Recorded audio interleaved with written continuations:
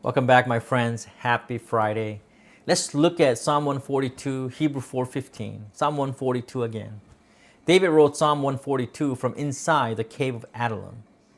I cry aloud to the Lord. I pour out my complaint before him. No one cares for my life. That is the cry of a man who has nothing left but a God he is not sure is even listening. He is sitting in the dark alone, desperately asking God if God is with him. Are you with me, God? He's praying. Here in this cave, no one knows David is here. But do you know God? See, when everything is fine, that question is a Bible study. And you know what I'm talking about. You can discuss the nature of suffering at a dinner table, and it is a good conversation. Thoughtful people have written good things and articles and books about this subject. But the moment the floor drops out, the moment you are in the actual cave, the dark and the damp and the silence that feels like abandonment, the question stops being interesting. The question becomes desperate. Are you here with me, God? So you're not looking for a theology of suffering. You're looking for a person, someone who is actually present, someone who has been here before, here in the cave, and knows what the cost is. That is the question the cave forces. And there is only one answer, and the answer is Jesus, who was in that cave.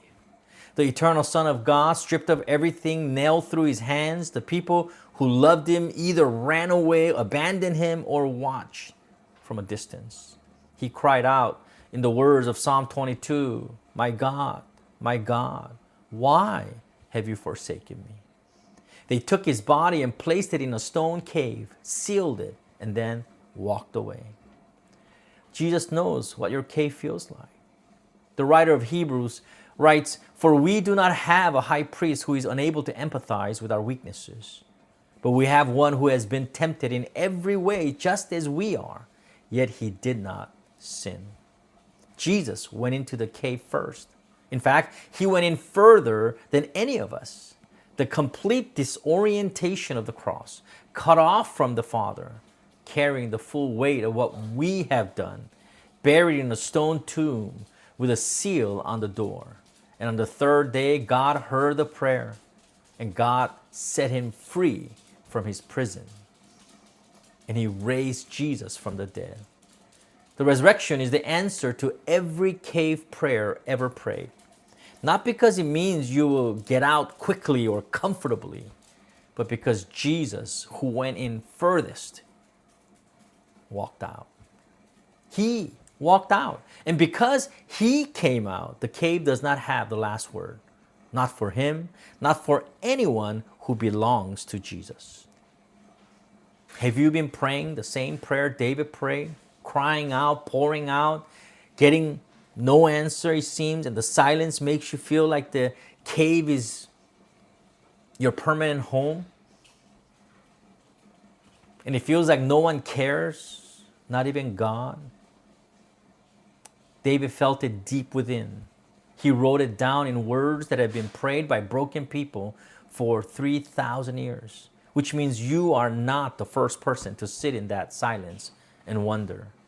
And if you've been in the cave for a long time, maybe you have stopped praying altogether. The prayer felt useless, and that's understandable.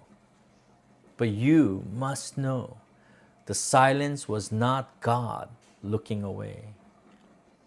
Here's what Hebrews says about Jesus as your high priest. He's not sitting far away, my friends, unmoved by what you are going through, waiting for you to get tight, waiting for you to tighten your belt and get your life together. Remember, he is the one who went into the darkest cave in history and walked out the other side. He knows. He knows what it feels like from the inside. So when you are crying out from your cave, you are crying out, Jesus, who sweated blood in Gethsemane. You're crying out to the one who felt the nails, who cried the cry of desolation from the cross, who lay in a sealed tomb for 3 days. He knows the prayer. He prayed it himself, and the Father answered it with a resurrection. That resurrection is his word to you in your cave right now. I was here. I know what this costs.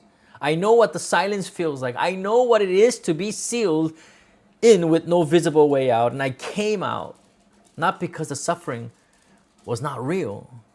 No, because the Father is faithful to the ones who cry out to him in the dark. See, you can be honest in your cave because Jesus was honest in his. You can pour out your complaint because he did. You can wait in the silence because the silence is not where this cave experience ends. Jesus knows the way out. In fact, he has already walked out. So cry out. Pour out. Bring the whole thing, the fear, the exhaustion, the doubt, the prayer you have been too tired to pray. God is not surprised by any of it. Jesus is not surprised by that. He has been in this cave. He is in it with you right now. The sealed tomb is not the end of the story. It never was. The resurrection is. May you find your greatest hope and strength while you're going through your difficult moments in Jesus Christ, and have amazing worship with your community this week. God bless you, and I'll see you next week.